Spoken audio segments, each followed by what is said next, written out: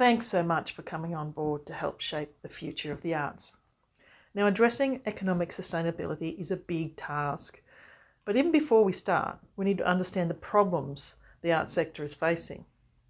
After quite a bit of research, we were able to pinpoint some of the main problems, and we found that the vibe, the visibility, and the value, the 3 V's, covered some of the largest problems.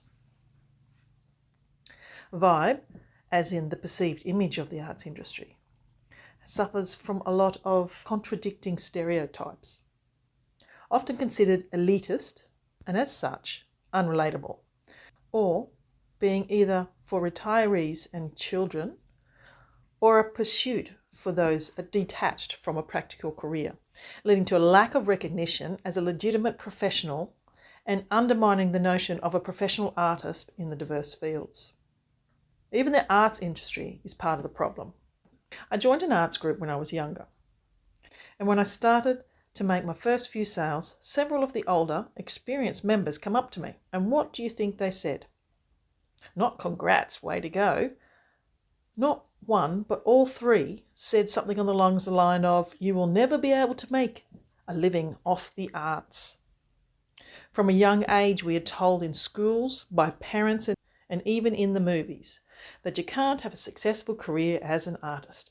We need to change the narrative to this is how you can make a living as an artist.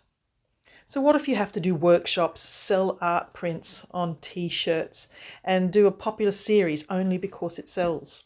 We need to start accepting the diversity in the term professional artist and stop making artists feel like they're selling their soul. The next V is visibility. Arts sector's low visibility undervalues the social and economical impact. Did you know that there is an art group and gallery space in Burpengary? I didn't. Did you know that the Bribie Community Arts Centre has well over 700 members?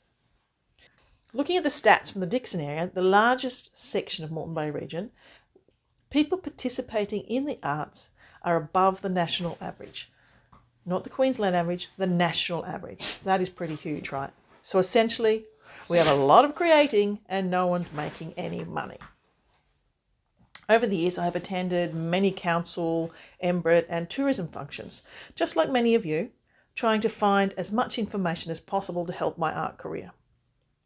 I would like to acknowledge the brilliant creative program opportunities and grants available to the community, like the Regional Economical Development Grant that we have been so fortunate to receive in this project.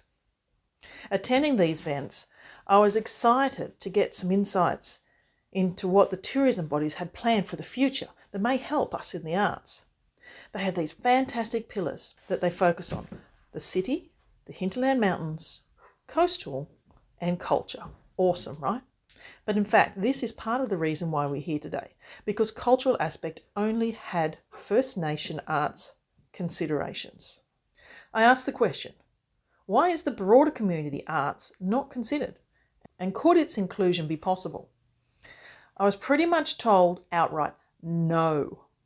They do not include the arts in their pillars or planned events or promotions because artists can't be relied on. We don't offer a consistent enough opportunity to even be considered for ongoing promotions. As an artist, like many of you, who works hard and puts a lot of sweat and tears into trying to succeed as an artist, this made me very angry at first. It was actually a very important bit of information that artists are not aware of. We can't compete in visibility stakes as an individual.